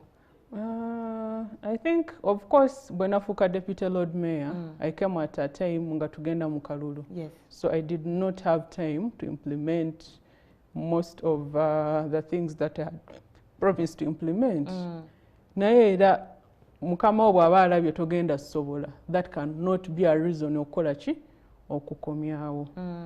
So nayinza okunkomyawo era I really thank God because that was yandigambye ffe tetwagala kukola ki tetwagala kuzza. So yankomyawo bakansalazi bonna ne bampagira 100% kubanga walimu okutya abanupo banaakuyisa naye nabo bakola ki bakkiriza bampagira. Kalwesta mwegattira ddala wamu nga FDC ne NUPE ekintu ne mukikwatiza wamu mu City Hall oba mu ggwanga mu ggwanga. You see, we make a mistake to try and think about opposition tetusobola kuunitinga, and yet waliwo instances of opposition fena tukoze eki tuunitinze. For example, during the Mabira demonstration, we all spoke with one voice. Oba ba NRM, oba ba DP, oba ba UPC, fena twava ne tukola ki, we spoke with one voice. So we united then. Mu biseera byatogikwatako, I think I was at the front line. You saw some of my photos during the demonstrations. I was arrested 3 times nga tulwana against the amendment of our constitution. So even then, we united as the opposition. Era ne tukola ki? Ne twewagira fena ne tulwana against the amendment of the constitution. So nze okwogera ku unity, we shouldn't only talk about unity nga twagala kugenda mu kalulu. Kitegeeza we are not looking at the big picture. We are only uniting because we want to win elections. And for me, ekyo ndaba kiba kirakinga because we belong to different political parties. We have different objectives. We have different political orientations. But I am confident mbu ekiseera kigenda kujja era tugenda kuunitinga ngaba opposition against all grounds. Mbu n'akalulu bwe kamala okuggwa, usually ogenda kwesanga nga ba opposition unitinze because they are seeing when best used to be the win of the presidential elections, you'd find parties endala zonna nga zikoze eki. Somehow waliwo ebintu bye muteewala. This time around 2021, I don't know what happened. We seem not to have been interested akalulu nga kawedde because fetuludde every after elections nga tuteekawo demonstrations nga tugezaako okuteekawo embeera nga tugezaako okulwanirira eggwanga. So nze okunfuula Deputy Lord Mayor, nze ndowooza eno platform eyekusigala nga epreachinga enkyukakyuka. Eno ye platform gye ndina okukozesa okwogerera omuntu wa wansi n'okusingira ddala bali abatalina amaloboozi oba balina amaloboozi naye tebalina akola ki tebalina aboogerera. Era essira erisinga nagamba ngenda diteeka ku bantu ba mirundi 3 abakyala kubanga ndi mukyala. I'm actually a gender scholar, nkola gender ku bakyala lwakuba ndi mukyala. Sira eryokubiri ngenda lista ku bavubuka kubanga nange ndiki nange ndi muvubuka. Waliwo ssente zino ezijja za KCC eza gavumenti era nzatwala genda. Ssente zino twagala zitandike okugenda kwabo abalina ozifuna so nga ate zirekerawo okugenda kwabo abakoze eki abalina connections. The third category is the PWDs, abalina obulemu. Manya ebiseera ebisinga tukola ensobi ne tulowooza abalina okulwanirira abantu abaliko obulemu be baba abalinako ki abalinako obulemu. And yet we are all candidates. So nga Deputy Lord Mayor nentunuliramu nengamba abakyala kale already mbadde ndwana change already mbadde ndwanira ngenda sigala nga ndwana naye waliwo aba PWDs nga bwotambula mu kibuga ne bwotuuka KCC they have been abandoned and forgotten. Togenda kusanga nga balina accessibility, ogenda ku makubo agasinga era bana abatambuza obugaali ogenda sanga tebalina abakola ki batambulira. N'oguno omuggalo abantu abaliko obulemu basinze okukola ki okukosebwa. So mbadde ntandiseewo campaign. We have been trying to reach out to some of them nga tubawa relief. Even this week, that is, my target was to get around 100 PWDs mbawe relief mu buseera gw'omuggalo naye waliwo abantu abankwatiddeko ndowooza enamba egenda kukola ki egenda sukkawo this week eno week ejja ngenda kuba said za Kibuli there's some school for children who have some aba PWDs ngenda beerayo mbawe relief and I've also met some leaders of PWDs tujja kwogera nabo era to extending relief kuba PWDs kubanga ne ssente za Nabbanja abantu abaliko obulemu nabalabye jjo era nsooka bayozayoza mwebala okwerwanako ago ge maanyi ge twetaaga balekerawo okutunyiga naye ne tusigala nga tukoze eki nga tusirise anti Nabbanja yagamba nti ye amanyi masimu like gy'obeera bawandiika amannya go n'essimu yo kasita essimu eba ekwatagana n'endagamuntu yo awo obeera ojja kufuna naye ati nzona batafaayo kusooka gamba tusooke ku baana baliko obulemu basinga okubeera vulnerable kaakati nze ekyo I wasn't surprised kubanga gavumenti eya Mwami Museveni it has failed us for the last 35 years okusuubiramu kati bagenda kukola ekintu ekinajjukira abantu abaliko obulemu ekinajjukira abakadde ekinajjukira abantu abali vulnerable mu butuufu awo ndaba twali tuba we are expecting too much from them kubanga era olina bakolera breakdown mujaga abantu mugenda bawe emitwalo 10 mutugamba averagely family mubeeramu abantu 5 ezo sente bwozitematemamu ogenda kwesanga family buli lunaku erina kudipendinga ku 2,000 bw'oddamu n'ozitematemamu abo abantu ababeera mu family ogenda kwesanga buli omu agenda kudipendinga ku 400 shillings kati ezo zikola kiziyambaani obwo busente butono kakati n'ekirala ku zino sente zetwogerako procedure gye bakozesa kubanga ffe ng'abakulembeze twabagamba mugattemu ba LC1 leaders be bamanyi abantu abakola ki abasula ku kyalo ekyo ne bakola ki ne bakigaana ne bagenda nga bakozesa technical team ya KCCA ne bagamba sente zijja kugendamu ababadde bakola business kati data gye tulina ku KCCA people who are doing business these are people that remit revenue to KCCA meaning sente ziba zijja kugenda mu bagagga abagagga kubanga gwe wogamba basasula sente let's give an example ba taxi operators data gye tulina muno yananyini taxi ya mugagga bogamba bano simanyi aba property rates simanyi biki era sente ziba zigenda wani wa mugagga kitegeeza abantu abali vulnerable bagenda kola ki bagenda sigalirayo so fe nteekateeka era tulaba mulimu naye lwakubanga abakulembeze bwe tuleeta proposals zaffe usually bakola ki bazignoring ate tulabyeko nga no president wa FDC avayo agamba nti idea yali yammwe era yali yaffe twali tugiteese mu manifesto yaffe naye lwakuba bamanyi okukopa ate ebintu bye bakopa ne bakola ki ne babikopa obubi nga tuvuddeyo buli muntu kyeyali agadde okumanya Nyanjura mufumbo I know naye lwaki baagala kimanya olabika bulungi oli mukyala mulungi Nyanjura is not I'm not married but I'm in a relationship you know abantu bino ebintu batera bi confusing bwe bakulaba nga toli mufumbo balowooza automatically okoze eki oli single no I'm in a relationship though I am not married naye Katonda waba ayagadde obufumbo bugenda kujja naye I have a daughter I have a daughter my daughter is 6 years namuzaala mu 2015 by then we are at the height of demonstrations twali tulina association yaffe ng'erwanirira awo nali nakamala campus twatandika 2014 ng'erwanirira abatalina emirimu so bwe nali lubuto lwakirabo bankwata emirundi esukka mwena n'olubuto taata lubuto ng'agamba ki ate n'agamba ki nze okubeera lubuto tekitegeeza ndekera okulwanirira eggwanga kubeera lubuto tekitegeeza ndekera okukola ki okulwana okuweereza nga ndaba embeera etunyiga so nagenda omwana wange nemuzaala bulungi nzijukira Dr. Besigye bwe yajja okundaba mu ddwaliro yambuuza olubuto walufulumye ddi kubanga nali naye 2 weeks ego ng'olubuto takola ki maybe yali alulaba but I think normally ng'abantu tebasuubira mbu oyinza kuba lubuto ate n'okola ki ate n'obeera ku front line so my daughter is there she's happy currently ali ne taata we omanyi nze nayigamu ekintu kimu waliwo abakyala ensobi ze bakolamu ng'oli n'asanga yadde mwafunamu obutakkaanya ne taata w'omwana tekitegeeza mbu omwana olekera okukola ki omuwa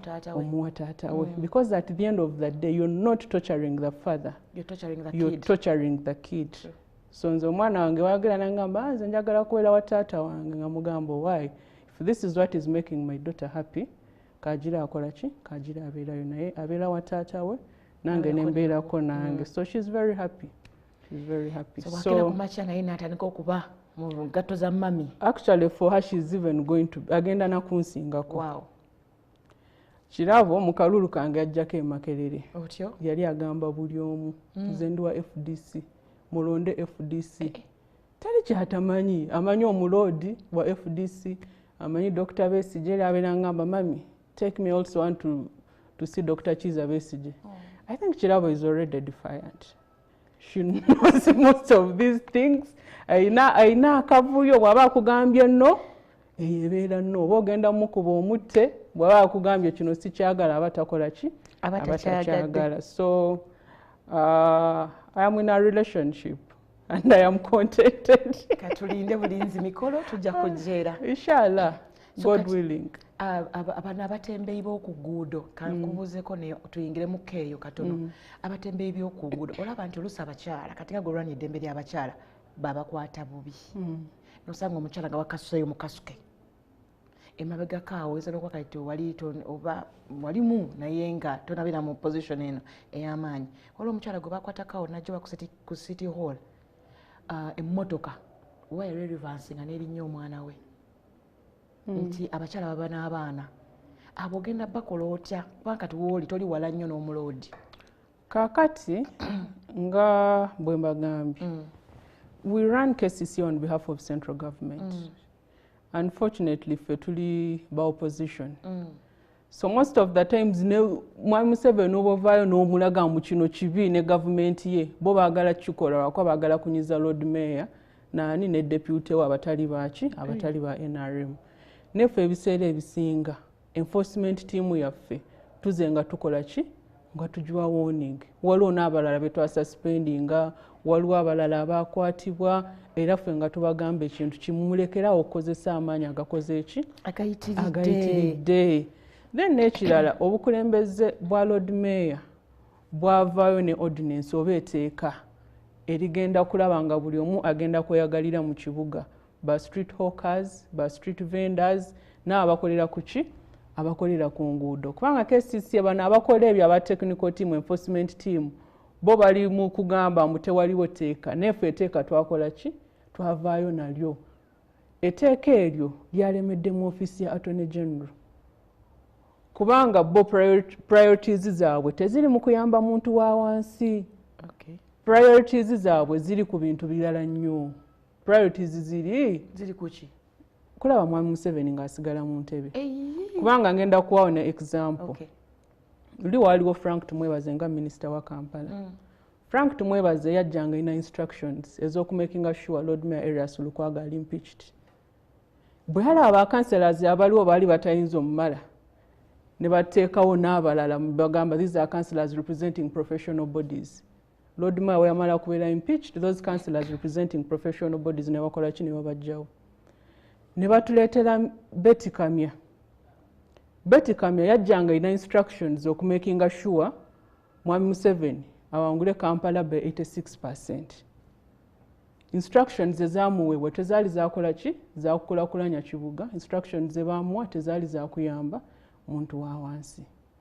So nze njagala kugumya bamaama baffe bataata baffe abali mu butale abaleeyo wansi nga babonaabona.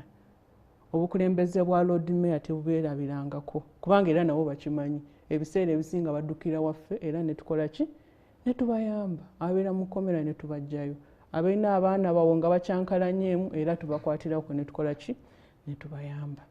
Gavumenti gye tuopposinga it's not easy, si byangu. Neffe ng'abakulembeze tugenda sigala ku mulamwa, tugenda sigala nga tulwanirira omuntu wa wansi, tujja sigala nga tulwanirira enkyukakyuka. Kyengenda okubuuza kibadde kiterekera Lord Mayor we naaba mufunyeeko gwenjo kitunuuliza. Njagala kunzizaayoko kankuzeeyo kamabega katono. Omulimu guno gwa NSSF gwe walekawo gwagana tonyumiriza waawo obuuseewo ebintu bingi byendeseeyo okubanga obudde butono kakati nze bwe namala campus nafuna akaruumu kange kamu nga nsula ntinda. I was even sleeping down, but I had relatives. Maybe live in changing my life. I believe you can be independent and try to make ends meet. So by that time, twali twakava mu campaigns za Nandala ne muntu. Nenfuna accident. And I was there nga siri bulungi. So pate nesindika Honorable Amanya Mushega.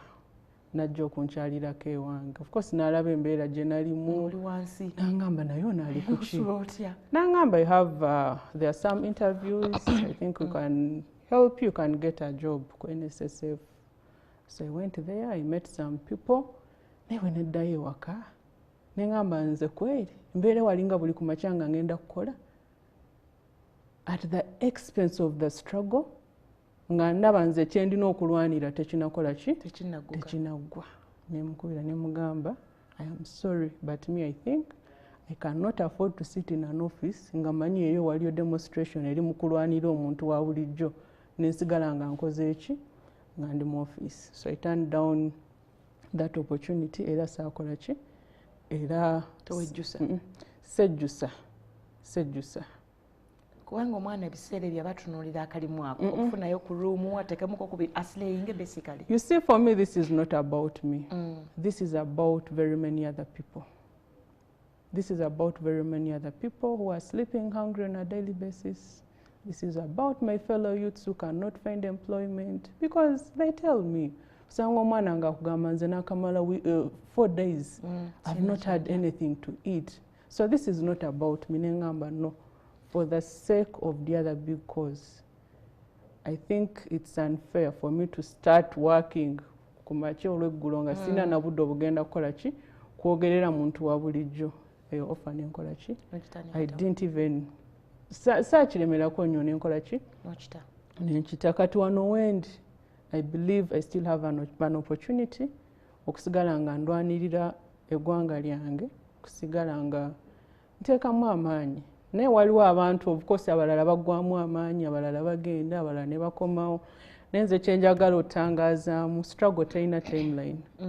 Waliwo struggle eziyinza kutwala emyaka 3, waliwo struggle eziyinza kutwala emyaka 2, waliwo ne struggles eziyinza kutwala emyaka 100 years. So omulala bwagenda fe abasigadde njagala tetukola ki tetugwamu ssuubi era ffe tusigala nga tukola ki nga tugenda mu maaso nga tulwanirira eggwanga lyaffe. Kubanga mu ggwanga lino bantu bangi si basanyufu era obeera otambula guno ate this time guno omuggalo you meet so many people they have nothing to eat, they have no money to take their kids to school, they have no money to feed their children. So for me you cannot tell me ngenda kuba wano ngamba kati ngenda kuwagira mwami Museveni nze ndowooza neggwanga mbeera nkoze eki mbeera ndiriddemu olukwe. Kubanga era kyemadde ngenda okubuuza nti luli kyakumakya ekyali ku Sarah Kanyike tukirako ku Doreen. Now I don't know if you believe in miracles. I do. Naye kyemanyi waliyo miracles naye waliwo ne miracle eyinza obutakola ki obutabaawo. Nze yeyange ogamba ngenda kukola ne mwami Museveni wabula yo mugirinde naye tejja kukola ki tejja kutuuka. Tusibula abalabi baffe. Kati mwami Museveni n'aba mwagira kuki ndina enkovu zonna bankuba batuuni. I have been tortured. Why bantu ala kaselu wano called Kampala nga mu room walimu feces kona kalimu urine. I have been tortured. Doreen tokyanga ko bafumbo. Bankwate kasangati nga tewaliwo kamera omutwe ne baguteeka eri ne bakola ki ne bankuba. Right? I think that's the time even my eyes were affected nentandika okwambala galubindi. Nengenda eruzira era ne banchunya ne banyambaza bi uniform nga biriko blood. Kati nze omwami Museveni mba ngenda muwagira nga mwagaza ki. So the more they torture me, the more I get ardent to oppose this government. Nze ekyokuwagira mwami Museveni ekyo kyo sina any reason lwaki mbeera muwagira. Tusibule abalabi baffe. Abalabi ba NTV. Oyagala okutumirako.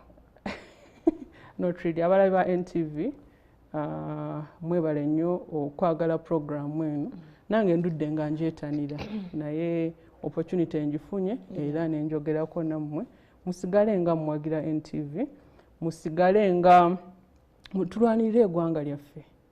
Saagala struggle tukole ki, saagala struggle tugiveemu. Struggle eno si ya Nyanjura ng'omuntu, struggle si ya Dr. Besigye ng'omuntu, struggle si ya Lord Mayor ng'omuntu, struggle si ya Kyagulanyi ng'omuntu, wabula struggle yaffe nga Bannayuganda okwejja mu mbeera etali nnungi. So tusigale ku mulamwa tuveeyo twerwaneko. Tweyanza nnyo, tweyanzege. Mukwano gwange sigenda kusookawo wano, njagala okwagaliza a beautiful weekend, wayise bulungi. Oyinza oga beautiful how nga tuli mu lockdown. Yes, obulamu, life is what you make it. Onyenyini awo wooli osobola okweyagaliramu ate ne Mukama ebirala byonna n'abanga abikusobozesa. Sigadde ndi Rothkedi Bwanika, mubeere bulungi. Bye.